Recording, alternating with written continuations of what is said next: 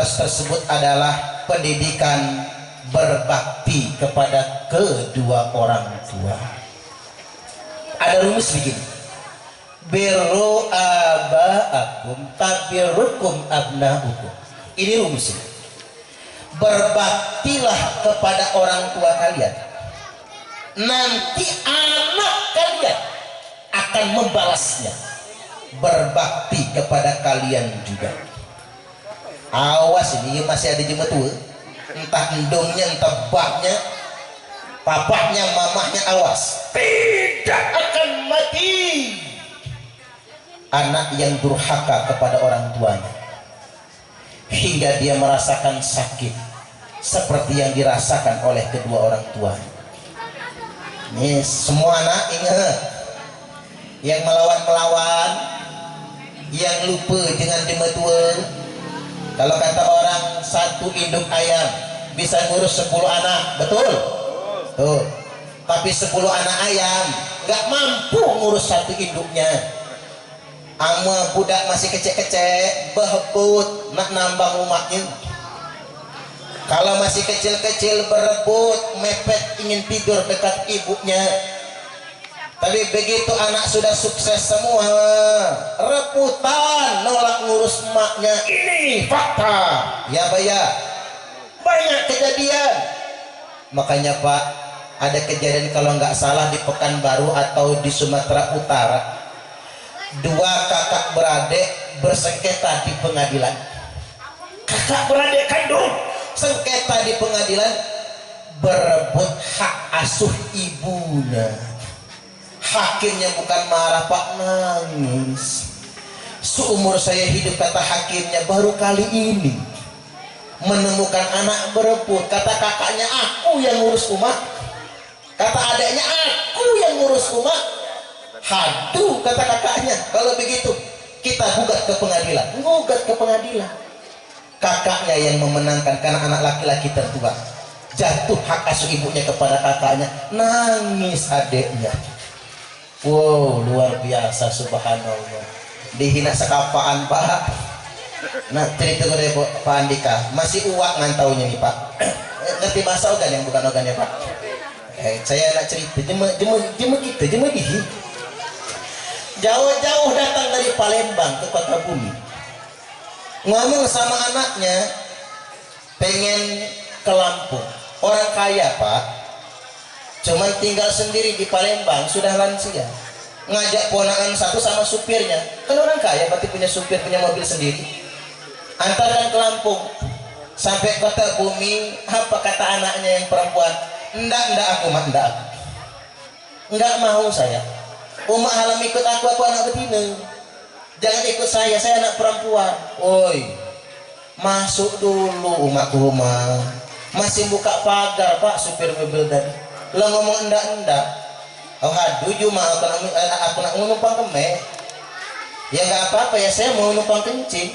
Masuk ke dalam numpang kecil langsung pamit ke Bandar Lampung. Sampai di Bandar Lampung dapat anaknya, anak laki. Biasa kan orang Lampung, orang Ogan ikut anak jantan, anak laki. Kalau orang Jawa ikut anak perempuan atau anak bungsu, kan begitu. Ini ikut anak laki-laki. Sudah semalam makan minum, anak laki-laki di meja makan ngomong, Mak, kebila kamu nak balik ke Palembang? Nanya, ama kamu ikut kami, dia tahu Mak, aku pegawai, mantu kamu pegawai, anak kami masih sekolah kali. Nanti yang ngurahi umat. Apa kata ibunya? Aku ini nak ikut kamu khan. Aku lihat bahaya saja, ngina. Besok aku nak balik, pulang sampai di Bandara Jaya itu.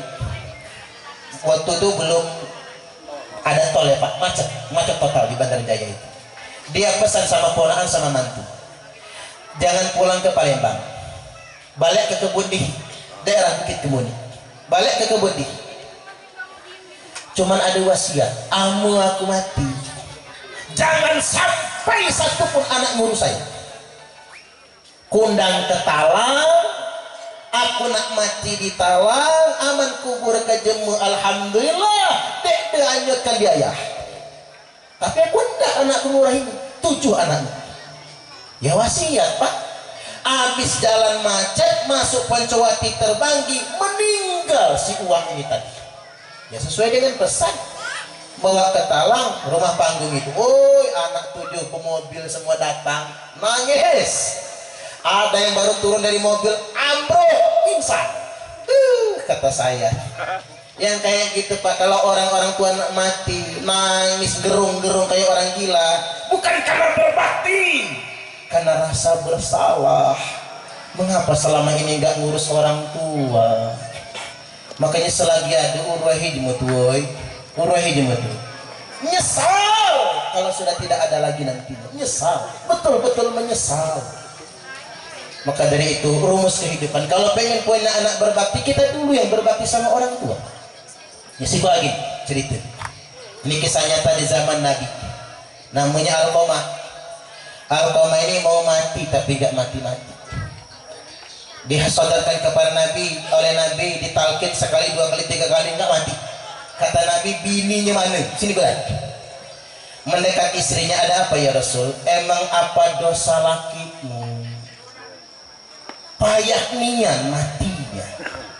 Kata istrinya, ya Rasul, suami saya ini kalau salat tahajud tiap malam, rajin berjamaah ke masjid, rajin bersedekah dan menghatamkan Quran, berangkat jihad duluan.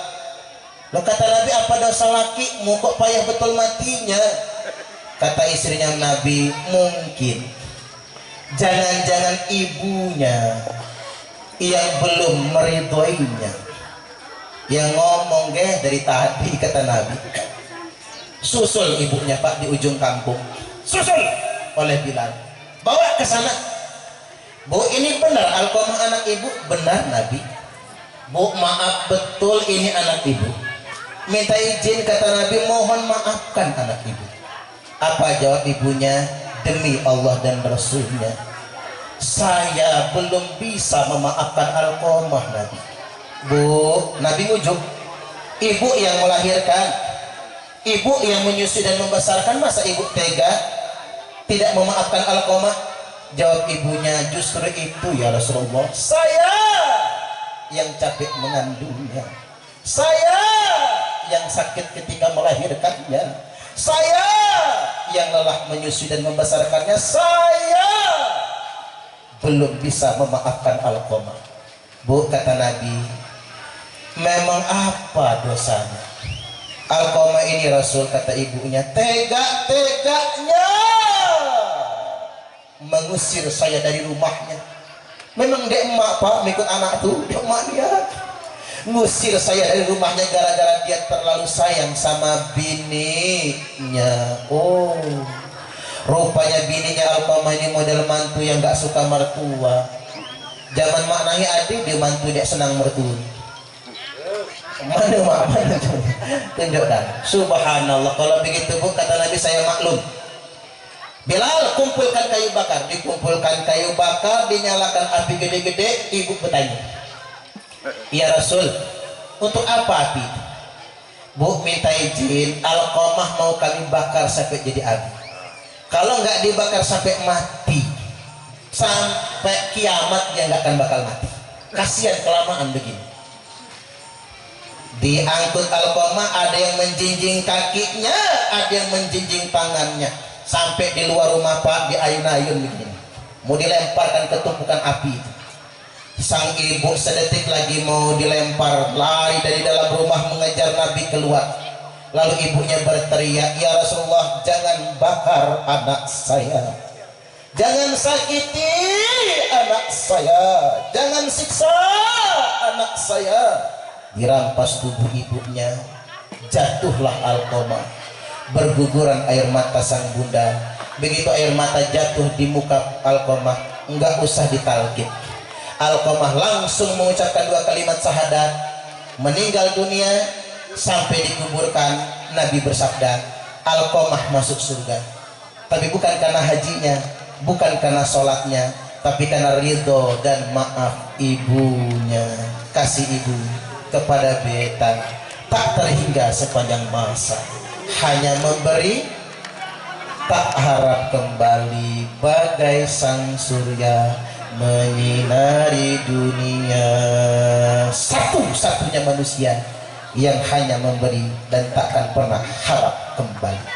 Demikian dari saya, kurang lebihnya mohon maaf, dan kepada Allah Ta'ala mohon ampun. Kita tutup dengan berdoa. Ya dzal jalali wal ikram, a'udzu billahi minasyaitonir rajim. Bismillahirrahmanirrahim. Alhamdulillahi rabbil alamin. Hamdan syakirin hamdan na'imin.